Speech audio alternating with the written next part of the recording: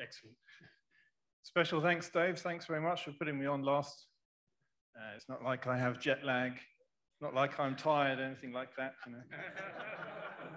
It was only a 24-hour journey to get here. Here we have a fine, upstanding Englishman, Stuart. You're hereby authorized to slap me a bit if I start falling asleep. So QDX is obviously a commercial kit, and to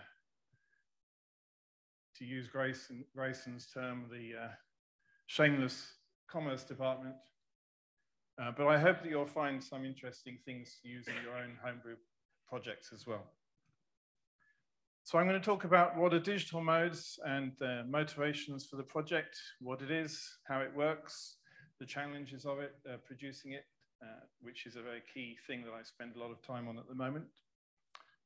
Firstly, what is a digital mode? Well, the oldest digital mode is Morse code, which is ones and zeros, key downs, key ups, dips and dars if you prefer, however you want to look at it. But normally a modern computer mode uses a computer to encode and decode the mode, and may use various types of modulation. On-off keying is one of them. FSK is a very popular way of doing digital modulation, which involves shifting the frequency up and down to encode the digital information. Phase shift keying is another one, and spread spectrum is another. I'm going to concentrate on this one, frequency shift keying, because the most popular modes today are FT8, JS8, the WSJTX modes, and they all use FSK with a single tone. So what do digital modes send? How many people have played with digital modes here? Put your hands up. Okay, nearly everybody. Excellent. So text messages and chat modes were the traditional types of digital modes, PSK31 and RTTY, things like that. But more modern things, FT8 most recently, the computer pretty much carries out the QSO, and it's very, very popular. You click a few things and off the QSO goes. Some people love it, some people hate it. I think one of the best things about our hobby is that it's a very wide hobby with plenty of room for everybody to enjoy their way of doing it. You can send pictures with digital modes, and you can have simple beacons for Whisper, which is a propagation testing mode.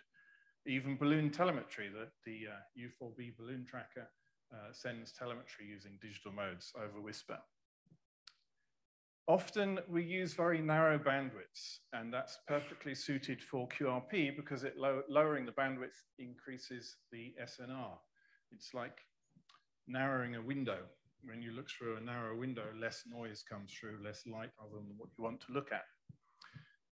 Of course, low power and weak signal modes are not necessarily the same thing, and this argument breaks out from time to time on the forums when people use 100 watts on FT8 and so on. A very weak signal EME transmission off the moon, for example, is a weak signal, but certainly not a low power signal. Often digital modes include error correction. It's not necessarily the case, but it's a feature of FT8, JS8, and the modern modes. But it's very well suited generally for QRP fanatics like us, because 5 watts is very good on HF for a lot of these digital modes.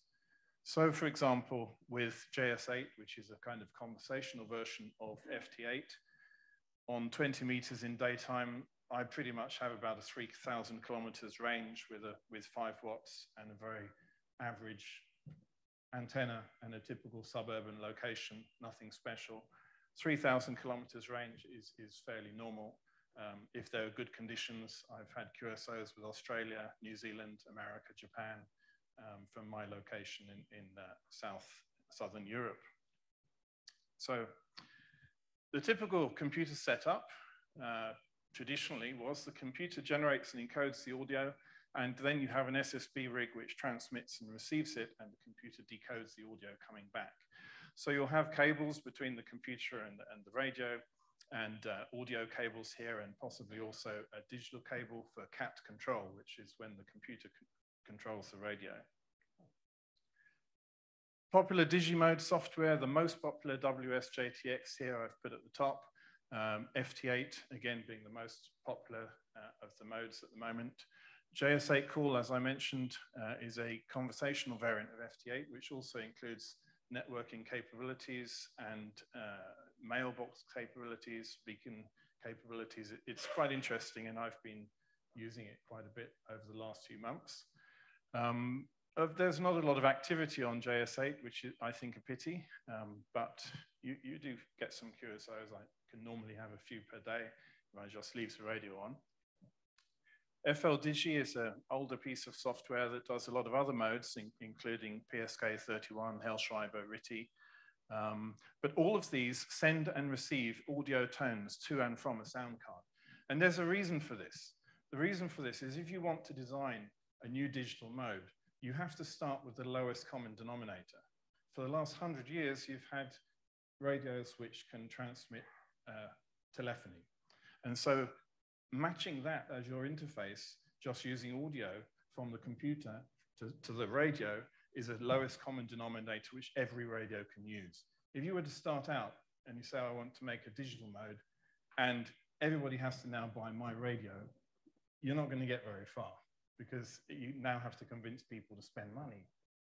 And who of us likes spending money? None of us.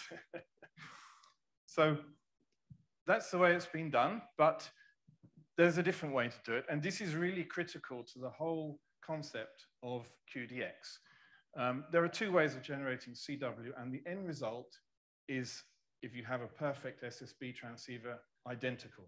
And this is something a lot of people have difficulty with. So we're used to our QRP crystal controlled transmitter, which just generates as an oscillator and an amplifier and generates a carrier here. If you feed an audio tone, such as a 700 Hertz sine wave, into an SSB transceiver, you will get out your signal here exactly the same, identical. But you will also have some residual carrier and some unwanted sideband as unwanted artifacts due to the imperfection of the SSB exciter. But theoretically, those two methods are the same. And what the traditional method of generating digital modes has done by feeding audio into a PC is this method. How many people have built an SSB transceiver? Put your hands up. Some. How many have built the CW transceiver? A lot more. It's a lot harder thing to do to build an SSB transceiver. It requires more linear power amplifiers, linear exciter chain all the way through. It draws more power. It's a more complex thing. And this is key to the concept of QDX, because the exact same thing applies to digital modes. If they're a single tone and they're an FSK mode, such as JS8, FT8, you do not need to generate them using an SSB transceiver. You can take, for example, your USB dial frequency, and in my example here, the PC is generating an audio signal of 1,700 Hertz, and you can add that to the USB dial frequency and cause a transmission on that exact frequency, the sum of those two, and it will be an identical transmission to what you would have got if you'd fed that audio into a sideband transceiver. But you will have advantages of a much simpler architecture. So some of the motivations, this dates back to 2019. There were several FT8 kits that had come onto the market around that time 2 years ago, and they were generally using direct conversion transmitters and receivers, which had quite poor performance. A direct conversion transmitter is wasting half its power on the unwanted sideband, as well as potentially causing interference on the unwanted sideband. Many of them were crystal controlled, single band, and I didn't even consider them very low cost. This is a picture of the Chinese D4D. No, it isn't. It's a CW transceiver. It's the wrong picture. But anyway, the reason I chose the Chinese one is because I have enough enemies already in this room. And, you know, I have to somehow stay alive until I go home on Monday. So I didn't want to cause any more trouble. So anyway, recent improvements after 2019, there were phasing SSB transmitters, which solved the problem of the unwanted sideband on transmit, and using the SI5351 synthesizer as the local oscillator, which gives some frequency agility. So those were improvements more recently.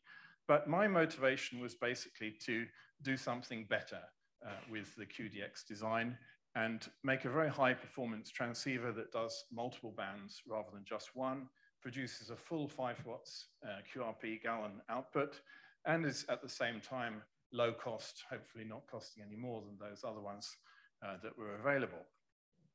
And the end result was the QDX. I had hoped to have it ready in about 3 months. It took about 2 years. I have various excuses, such as having a baby, or rather my wife was having the baby, but you know, the family was having a baby. The coronavirus pandemic, I was interrupted with the QCX Plus design and the QCX Mini design, and so I had a lot of distractions. But basically, a summary of what it is, it's a 4-band transceiver, not with plug-in modules. All the 4 bands are in the transceiver itself with no relays. Relays are heavy, current-consuming, mechanical, they go wrong. Here I'm using diodes for the switching, pin diode switching. It's got a full 5 watts output. You can build it for 9 volts or 12 volts. And you'll find the transmitter section quite interesting as something maybe you want to use in your own homebrew projects. I'm using an embedded SDR receiver for the receiver with a very high performance 24-bit ADC chip having 112 dB of dynamic range. A TCXO referenced SI53518, so you have full frequency stability and also agility. The TCXO gives excellent temperature characteristics. It's a single signal transmit, so there's absolutely no unwanted sideband, no residual carrier, just a perfect pure single signal transmitter. I also included a USB interface with a USB sound card and CAT control over the same cable and built-in test and alignment tools. Here's a look inside the QDX. This is the latest revision. So using SDR and ADCs and all of this stuff, it results in a large number of SMD components. You'll be pleased to note that, or most of you will be pleased to note, not everybody, but most of these are soldered in the factory. All the SMDs are soldered in the factory. So the only things the constructor has to do are these through-hole components, which do involve some toroid winding. So I know Farhan won't approve of this. Now, on the bottom side, we have most of the SMD components. You can see here the microcontroller is up here, a 32-bit ARM processor, STM32. And the front side just has a single status LED, and the rear side has these 4 connectors. The BNC goes to the antenna, DC, and the USB connector. This is the PTT. This is for an amplifier, but I'm not going to say anything more about this PTT because I don't want to get excommunicated. I enjoy this event. This is a QRP event. So you should just, strike that from the record, the PTT part. So the USB connection, we have a USB sound card emulation in the processor with a 24-bit 48K sample rate, as well as a virtual COM serial port for CAT. And this is all over the same USB serial cable. So effectively, you also have to implement a USB hub. You know, these kind of 1 to 4 USB hubs so that you can plug in more USB devices. It basically also emulates that internally. So you have a single USB cable to the computer, it's a very tidy setup.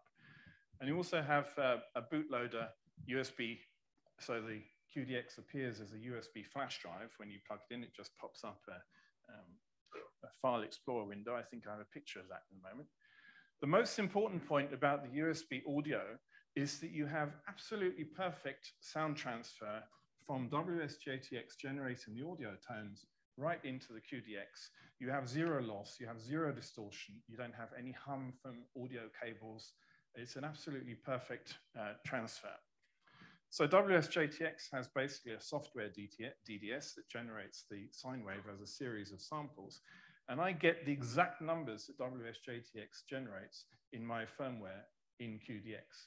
No distortion, just the exact same numbers. It's also impossible to overload it. If you have a computer audio driving an SSB transceiver, if you get the volume too high, you will overload it, you'll create splatter as the signal broadens. And we have none of that here. So it's a really, really perfect situation. The virtual COM serial port provides CAT control. So the WSJT software talks to the radio and tells it what frequency to operate on. It tells it when to transmit, which is also important. There's also the possibility of using voice-operated transmission. The problem with voice-operated transmission is that all kinds of things happen on your PC. You have WhatsApp web open, you have Skype open, and some of these things, somebody sends you a message and before you know it's activated your transmitter and you're transmitting a bling or whatever comes through. So you've got CAT that tells the radio when to switch into transmit, and so that's a nice advantage. All the Digimode software uses CAT, and there's a standard set of interfaces for that. QDX pretends to be a TS480 because that's a very old protocol which has been supported by almost all the digital software that I know of. There's also, which is very interesting, this terminal mode. You can connect to terminal emulator and get inside the QDX configuration and alignment and testing. So this is what I said about the USB firmware update. It just appears as a USB flash drive and you drag in the new firmware file. It has the benefits of you need no hardware, no extra software, no drivers. It works on any operating system, Linux, Windows, Mac, no argument, no problem. It also uses 256-bit AES encryption, which is important from my perspective as a commercial enterprise, that breaking that encryption would require all the computers on Earth 10 to the power of 52 times the age of the universe to do. So it's not very likely to happen. So the whole transmit strategy is that the PC software gives the dial frequency via CAT to the QDX and then transmits its audio tones, and QDX measures that audio frequency and then adds it to the dial frequency and puts the SI53518 synthesizer on that exact frequency to generate the transmitted tone. So there's no modulation as such. There's just a single carrier transmission as you would have in a CW transmitter, which makes the transmit side very, very simple. Now this slide is about measuring the audio, and QRP guys have a digital transceiver which also uses a very similar method that they developed independently. And normal frequency measurement, you would have a 1 second gate time, and you count the number of cycles you got in that gate time. We don't have that luxury here because the frequencies coming out of the WSJTX software will typically be changing faster than that.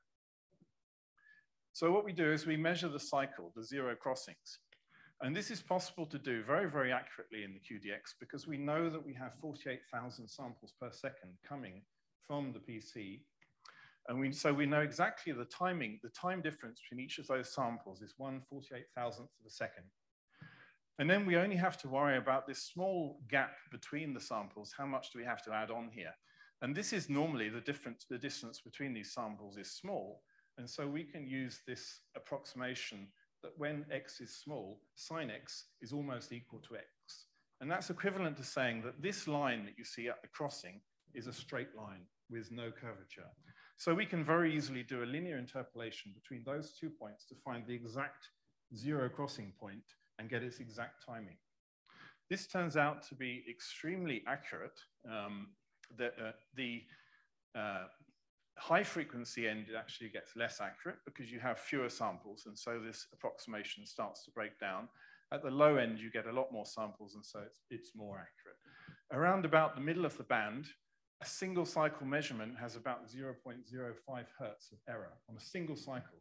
And so that was very, very much less than the tone separation in something like FT8, which is 6.25 hertz.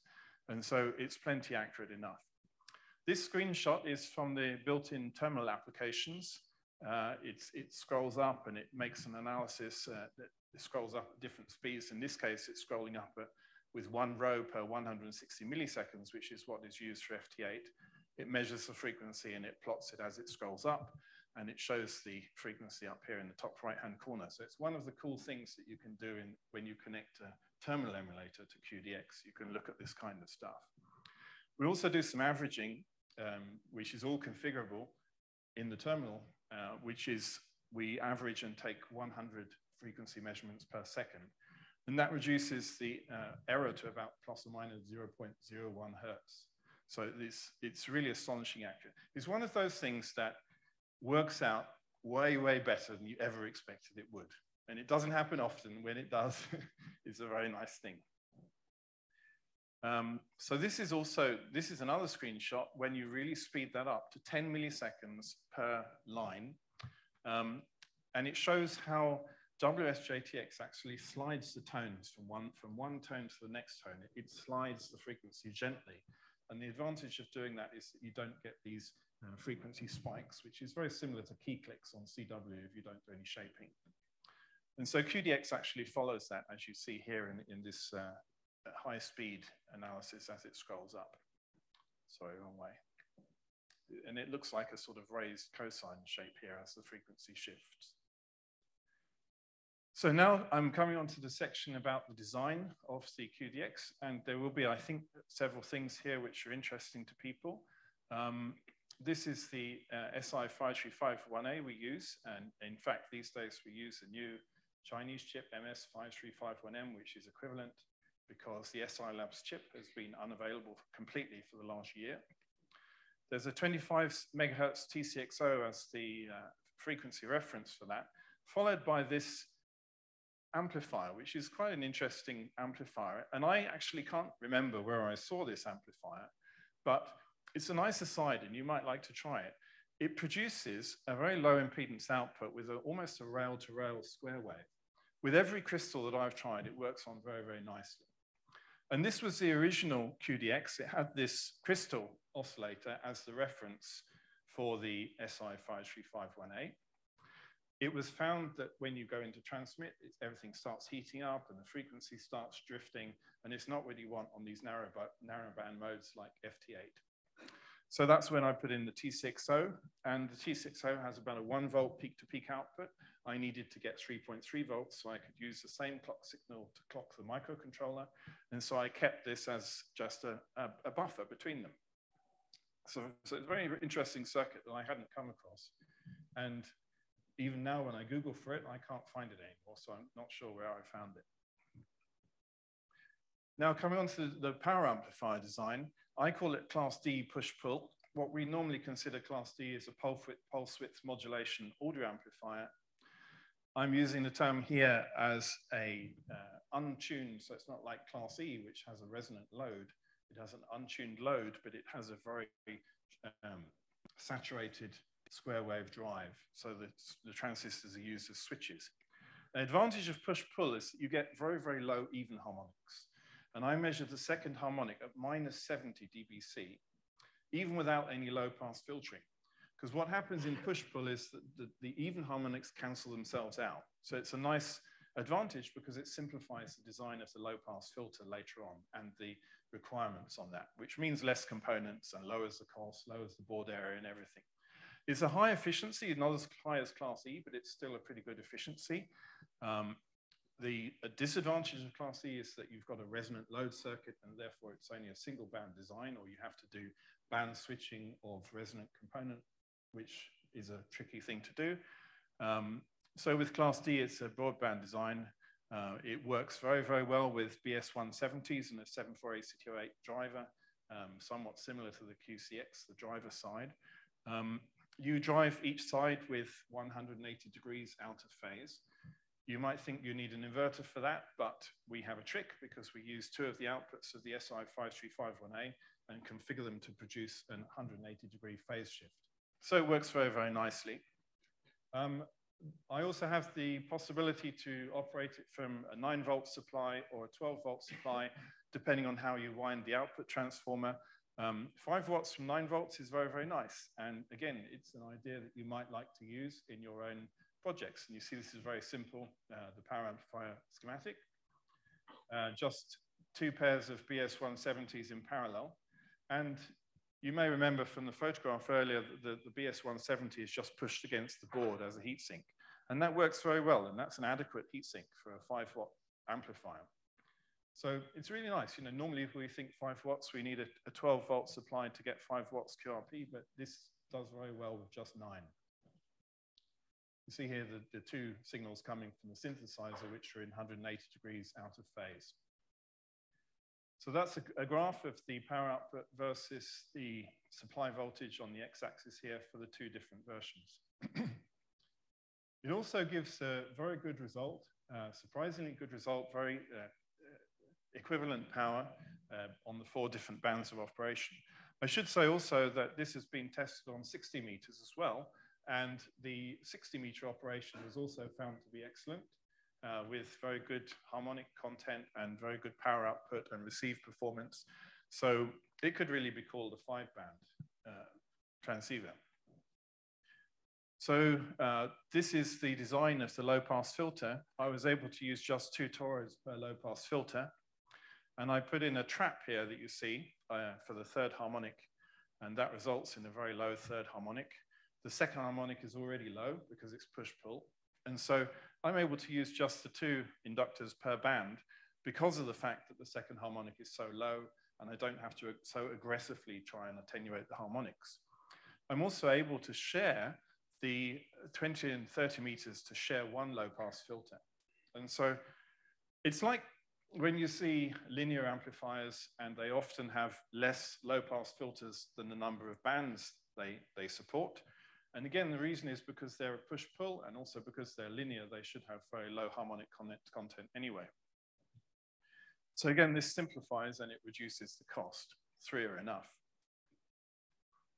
This was the harmonic output I measured on 40 meters, and you can see the 2nd harmonic here is something like 55 decibels down in this example, and the other harmonics are almost just in the floor here. So it's a really, really clean output. Now on to the switching, and as I said before, I don't like using relays, and I have to think commercially, and relays are an expensive, bulky proposition, heavy. The 1N4007 Humble rectifier diode has about a 1000 volt reverse rating, and the structure of this diode is very similar to a PIN diode because of that high voltage rating. So it's got this intrinsic region sandwiched between the p-doped and the n-doped region that makes it function somewhat like a PIN diode, and it really works very, very well. The rules about having a PIN diode switch are that you need a substantial bias current to have it on. In fact, you need a very little bias current to have the switch on. But if you use a little bias current, you're generating distortion. And you've just used a low-pass filter to remove harmonics. The last thing you want to do is put back the even harmonics that you've just removed. So you need to use quite some current to avoid having distortion. When they're off, you need a bias voltage that is larger than the signal that's being blocked. And this is somewhat problematic. You think about a 5 watts QRP signal is a 45 volt peak-to-peak signal. But we're operating here with a 9 volt supply. So I'll show you what we do about that.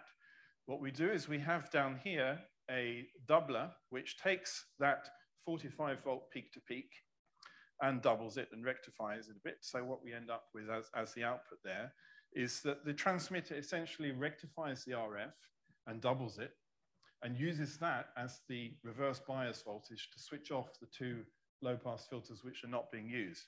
And so it's quite a neat trick to use, to just siphon off a tiny bit of that power and rectify it, and it's always larger than the signal. So these are the switches in the off state. I won't go through too much. This is all in the article. I was quite prolific in the 25 pages. I used up quite a few trees, I suppose, with the proceedings article, and it explains it in quite some detail how it all works. But basically in the off state, this high voltage here is fed through to reverse bias these two diodes.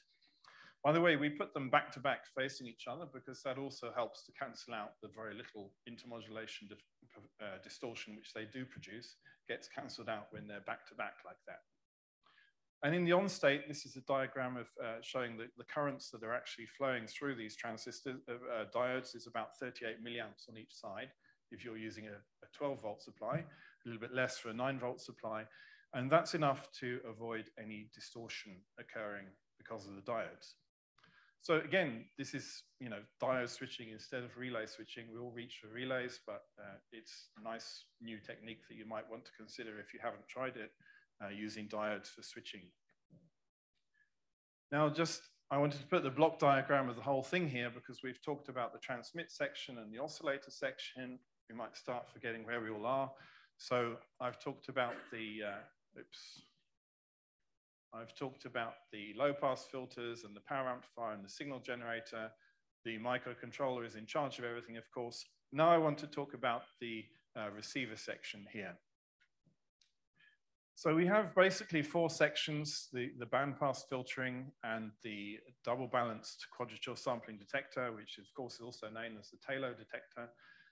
Some very low noise preamplifiers, which are absolutely key to the performance of the radio, and then the 24-bit analog to digital converter. So for the bandpass filter, I chose a series resonant, a single resonant circuit.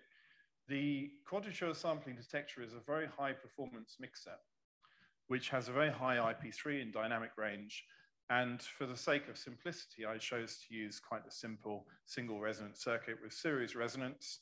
And you have this 1-to-4 multiplexer chip, which selects one of the capacitors for the 4 bands and one of the taps on this inductor. And so it's always selecting the appropriate inductor and capacitor to get the resonance for the band of operation, and then feed that signal through to the detector. In the terminal applications, there is a tool which you can use, and it generates a signal injection on the third SI53518 output, which it then sweeps across the receiver and feeds that signal back in and measures the result that's coming through and draws on the screen the shape of the bandpass filter. So it's very cool. And you can use it if you want perfection. You can use it to adjust the bandpass filter by squeezing or compressing the turns. It's usually enough. You can see in this particular example, this blue line that you see here is the band center for 40 meters. Here is a 6 megahertz, this dotted line, and over here 8 megahertz. You can see that in this particular example, the peak is a bit shifted down in frequency, and so you would need to stretch out the turns on the inductor to try and reduce the inductance a bit and move the resonance up.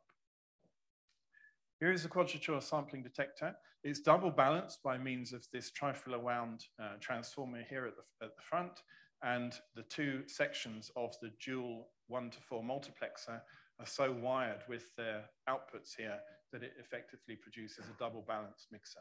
I always like the double balanced mixer because it has a very good rejection of AM broadcast and common mode rejection of supply noise. You've already got two switches in the multiplexer, so you might as well use them to do double balancing. So I like that way. These capacitance values for the sampling detector are a lot smaller than what you see in the QCX design. The reason for that is because we're sampling 48 kilohertz of spectrum here, which we're using in the SDR. So it's important to have smaller capacitors. The clock signals from the oscillator are using a 90 degrees phase offset, which is generated directly by the SI53518. Again, I have details in the article. Now, the differential amplifier, this is very interesting because this was different in the first and second batches of the QDX, where I used the AK5386 ADC chip. That chip is now obsolete, partly due to the pandemic and partly due to the fact that the factory which produces it in Japan caught fire and burned up. And they've decided not to reinstate that chip, so it's now obsolete. So I had to get a new chip, and I chose the Texas Instruments PCM1804, which is a very nice chip, but it has a differential input. So that means if you have a 1 volt peak-to-peak sine wave, for example, like this, you need to feed that into one input, and you need an exactly inverted input into the opposite side. You could just ground one side, but you would lose 6 dB of that dynamic range, and I didn't want to do that. And you would lose the benefits of the common mode rejection as well.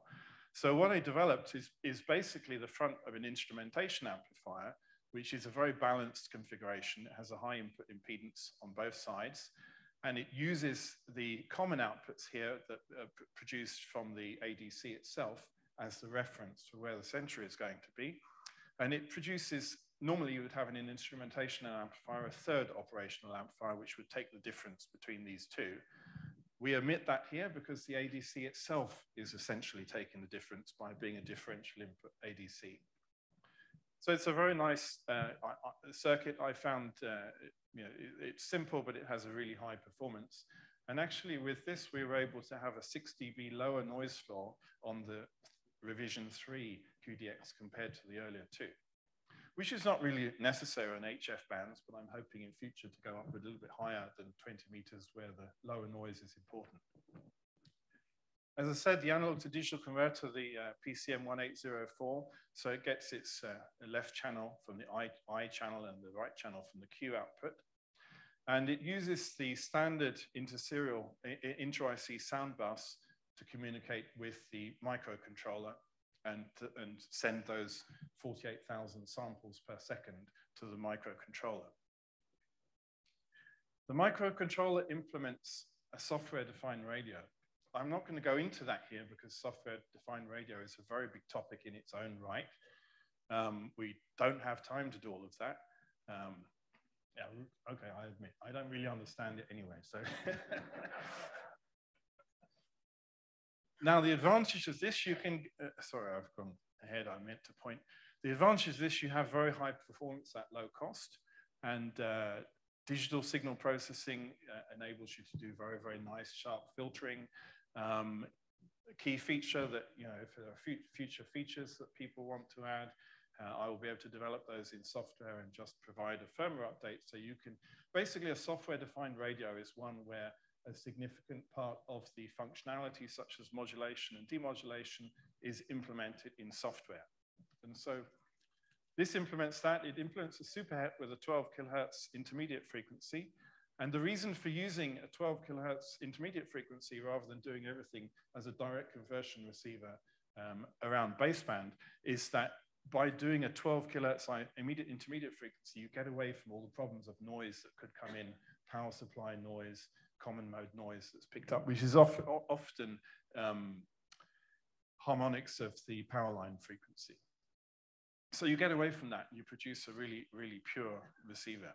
All the processing internally is done using 32-bit, using 32-bit floating point.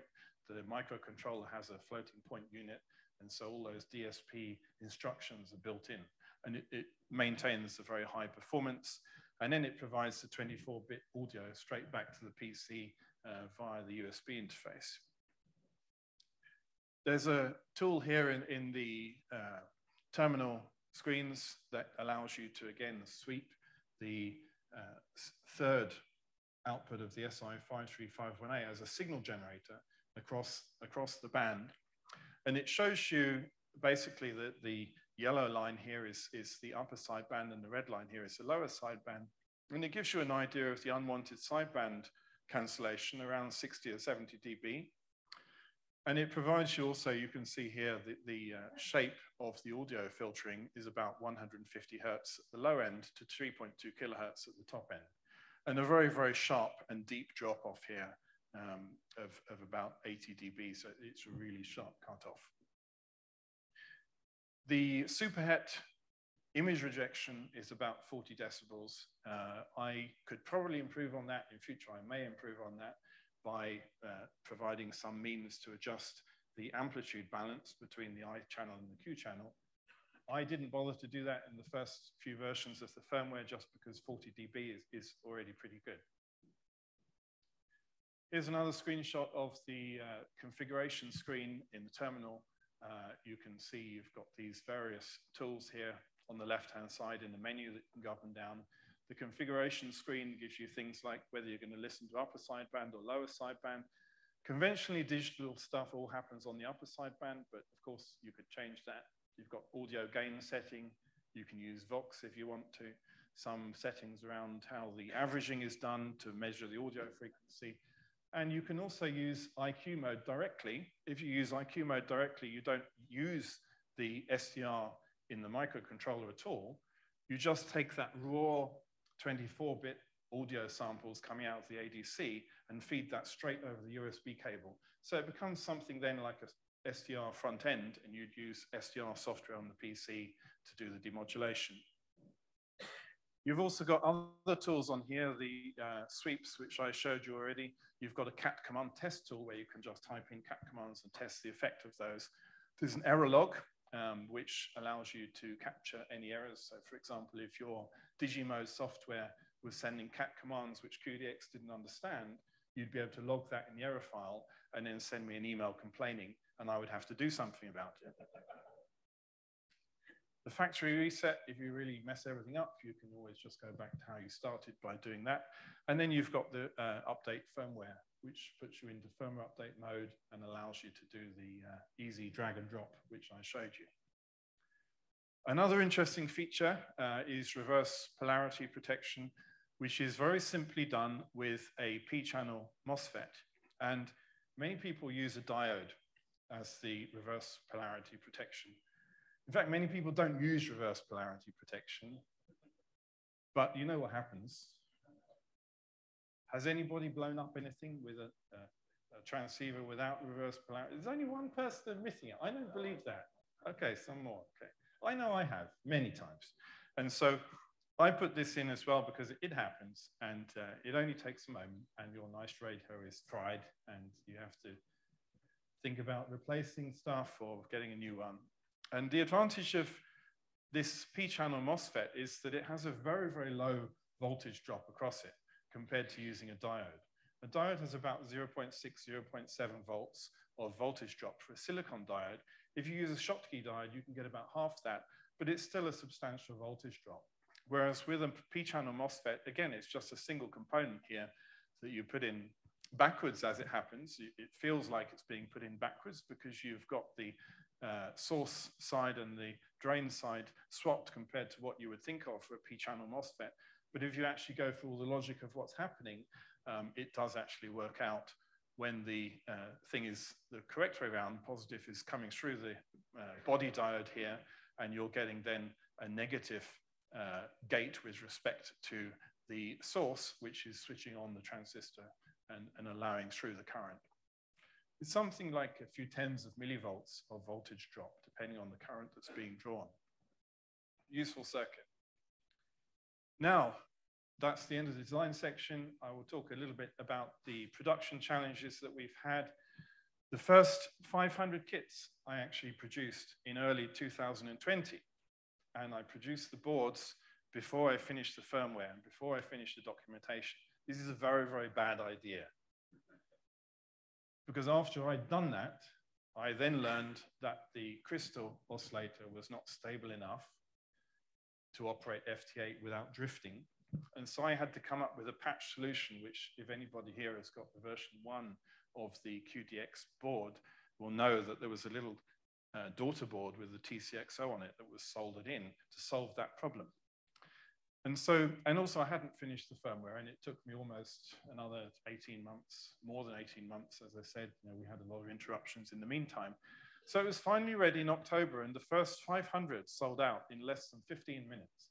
And it would have been faster, except that the server kept crashing and timing people out. And so we then upgraded the server, the web host. And so by the time we came to the next batch in December, these 385 sold out in less than 5 minutes.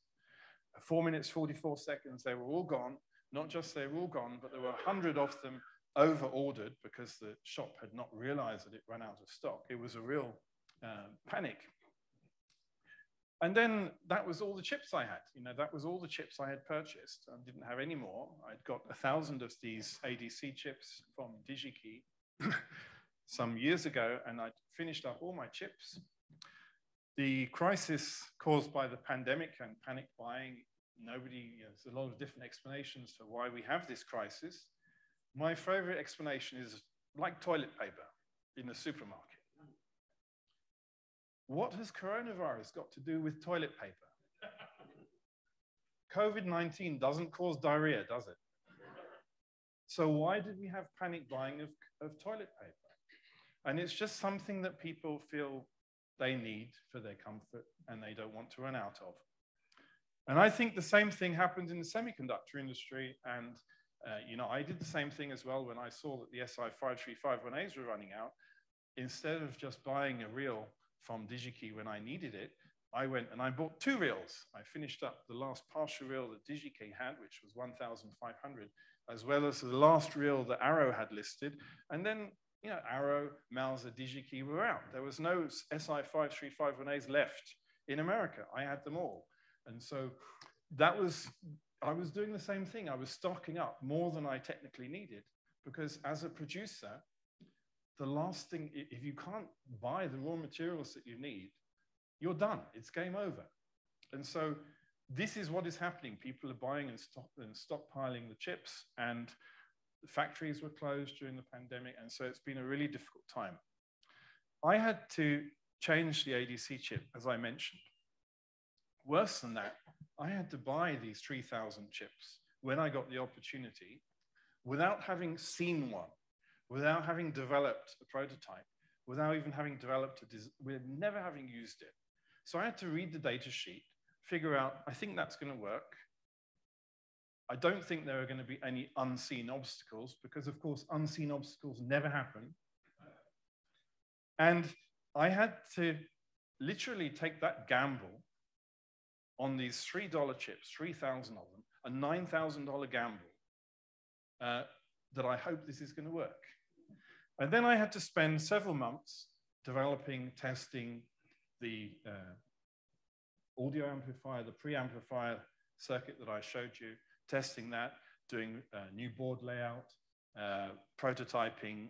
Then I had to wait for board manufacture, and of course, the board manufacturer is done in the Far East, and they have this zero COVID policy where they keep locking down everything, hoping that they can wipe out coronavirus, whereas the rest of the world have accepted that we're going to have it and we need to vaccinate ourselves or have some immunity. And so these are all the challenges that we faced. And it took, in the end, between December and May, it took 6 months to be able to get to the stage where I had another 2,000 to offer. So those 2,000 went on sale at the beginning of May, and they all sold out in 12 days. I kept back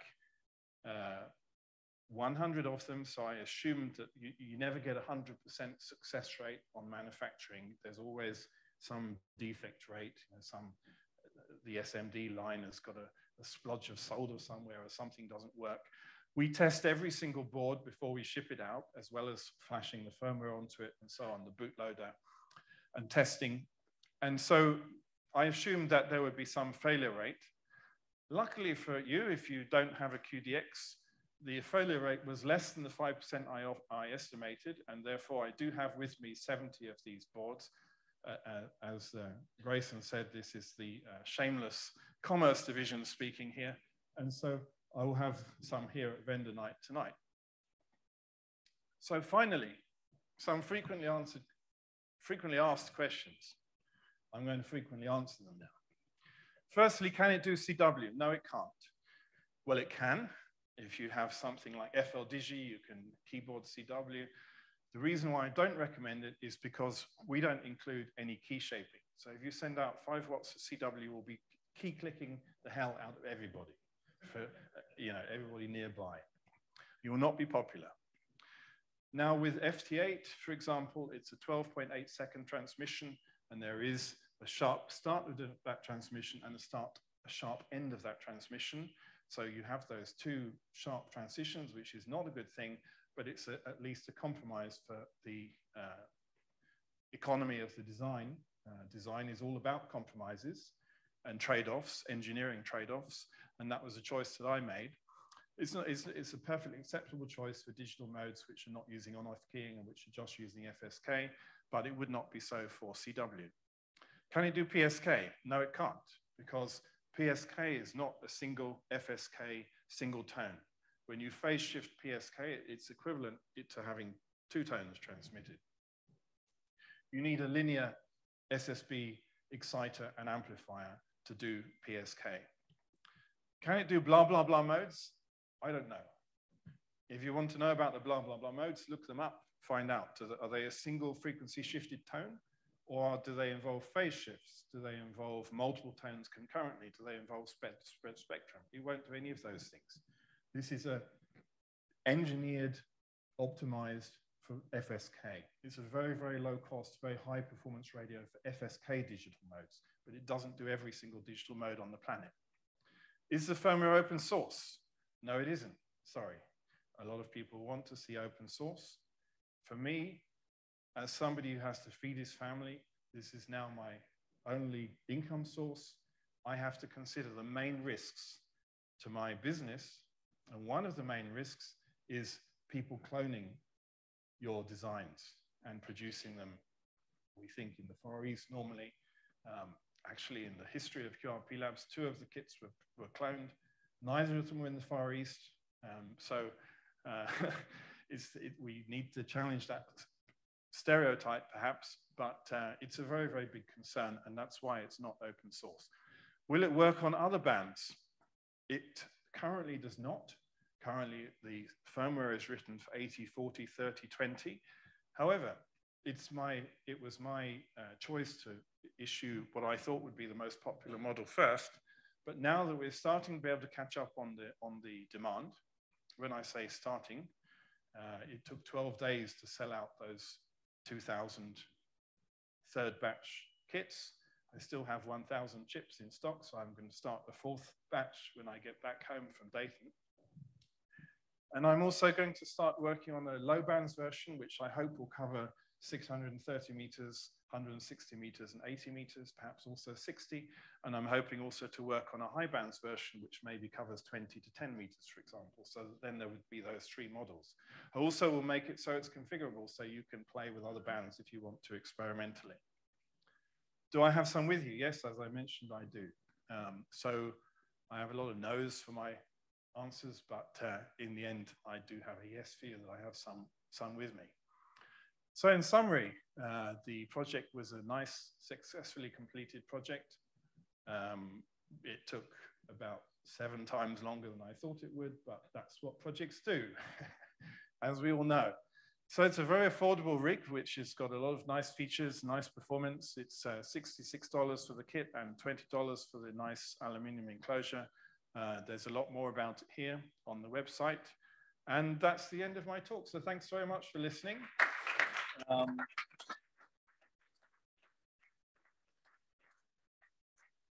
have absolutely no idea what time it is and whether I talk too much, but I do notice from the schedule that there's no end time to my talk. So you did not write an end time. The next event is at 7 p.m. Sorry, Dave. So people can ask whatever questions they like. So thanks very much for listening. It's been a fantastic day. I really enjoyed all the presentations, and I very, very much feared that after all that goodness, there was only one direction we could go in, which was down when it came to me. So thanks, and I'm sorry it's the end of the day, we're tired. Does anybody have any questions?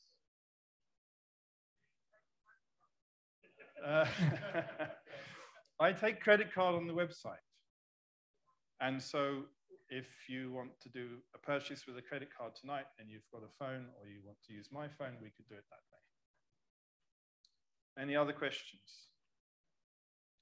At the back there. Yes. Grayson, yes. Yes, I did do it by myself, yes. Thank you.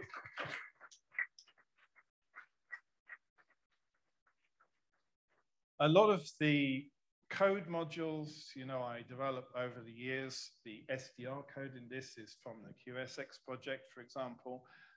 So the way I develop the kits is kind of like an inventory of hardware modules and software modules, many of which I then reuse in different ways. The terminal stuff came from the U4B balloon tracker project. And so, I'm kind of reusing bits and pieces, but yeah, it's all done by me, basically. I am the R&D team, the production team, the support team, the sourcing team, blah, blah, blah, blah. It's a hard job, but I'm liking it. Here at the front, hello. Thank you, Hans. Okay, so you told us a number of things where you ran into a roadblock or headache. Some of those parts, some of those were designed just the reality. Of all the things you've done, including pulling from other projects, the patterns you did what did you find the most fun in finishing that, getting around that headache? You've taken us through so many different aspects of what looks like an incredible product.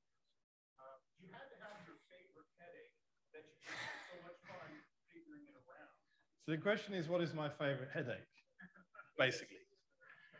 I find that my favorite time is when I'm making measurements and when I have the lab equipment all humming, the spectrum analyzer is humming, the scope is on, or whatever I'm using to make the measurements. In this case, I do a lot of measurements with the USB sound card, separate sound card, or using the internal sound card and using the PC to help the measurements. I did really, really enjoy the development around the new differential ADC chip because it was definitely not something I wanted. You know, I spent maybe 3 months of time on the development. And I would much rather have been able to use to just, you know, like the old days, go to the DigiKey website, click, click, click, credit card, click, click, click, and 3 days later you have the parts and it's done. Now you don't even want to know how I got those parts, right? And so it's a different world. And it's very frustrating to have to spend 3 months on that I would rather do on something else. But at the same time, I learned so much from doing that. And I improved the performance, 6 dB, the noise floor. I learned so much from doing that about differential ADCs, which I never knew before. So I guess I always enjoy some challenge like that, which I learn a lot from. And there are challenges at every step, even the TCXO when I was putting that in. That was, again, something that was a lot of measurement involved. You know, I was operating half-hour sessions of FT8 and observing the temperature rise and measuring that and charting that against the frequency drift for various different TCXOs I was testing. And I really enjoy that stuff, you know, when there's a challenge and you've got your equipment running and you're making measurements and finding a solution to it. Okay, over here.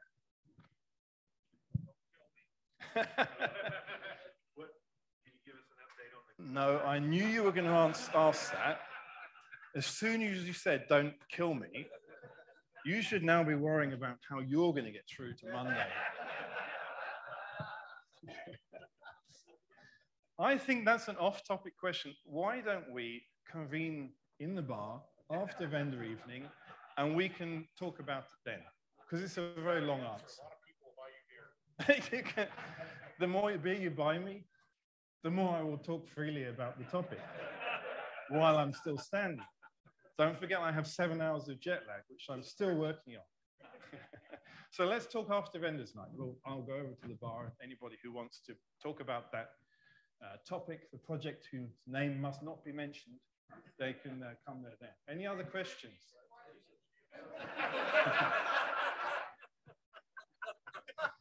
I'm sorry, I'm so tired. Normally I'm repeating the questions before I answer them because I know that people who are watching on the Zoom can't hear the questions. The question was, can you give us an update on the QSX project? The QSX project is years overdue. This was an all-mode HF 10-watt transceiver at low cost, high performance. It's way, way behind. We'll talk about it later. Any other questions? I can't see anybody. These lights are strong. Davis, he's like hovering over here, making me nervous. But we're at the end. We're not behind schedule. We can't be behind schedule because we're at the end. I don't even know what time it is. That we don't have any more questions? Okay. Thanks very much. Thank you.